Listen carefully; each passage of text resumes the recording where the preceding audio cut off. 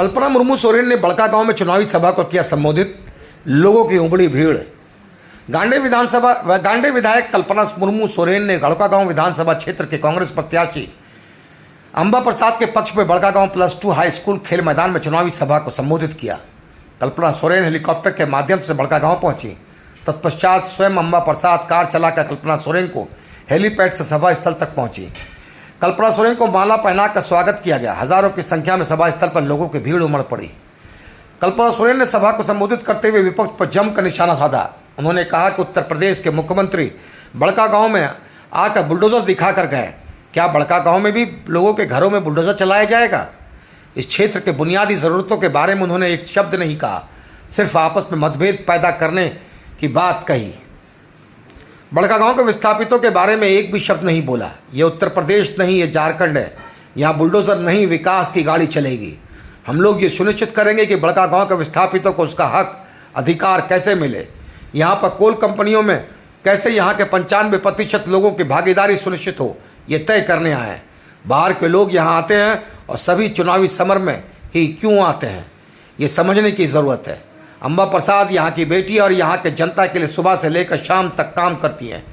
सड़क से लेकर सदन तक बड़कागांव के जनता के लिए सवाल उठाने का काम अंबा प्रसाद करती हैं। 40 लाख बुजुर्गों को सर्वजन पेंशन देने का काम हेमंत सोरेन की सरकार ने किया। मैया सम्मान योजना के तहत 1000 रुपये प्रति महीना 18 वर्ष से 49 वर्ष तक की महिलाओं को देने का काम हेमंत सोरेन ने किया है। हमारी महागठबंधन की सरकार बनती है तो दिसंबर से 18 से 49 वर्ष की सभी महिलाओं को 2500 रुपये प्रति माह देने का काम किया जाएगा। डबल इंजन की सरकार के द्वारा ही बड़कागांव में गोली चलवा कर एनटीपीसी कंपनी को खुलवाने का काम किया गया था। जब कोरोना काल चल रहा था तो एक तरफ भाजपा के लोग अपने आप को लॉक कर लिए थे।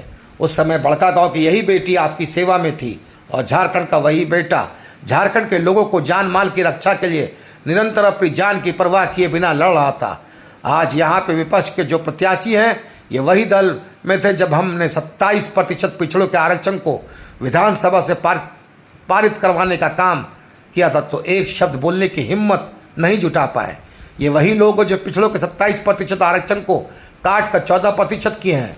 कल्पना सोरेन ने जनसभा में उपस्थित लोगों को 13 नवंबर को हाथ छाप के निशान पर वोट देकर अंबा प्रसाद को भारी मतों से जिताने का आह्वान किया। और यहाँ जितनी भी कंपनियां चल रही है उनमें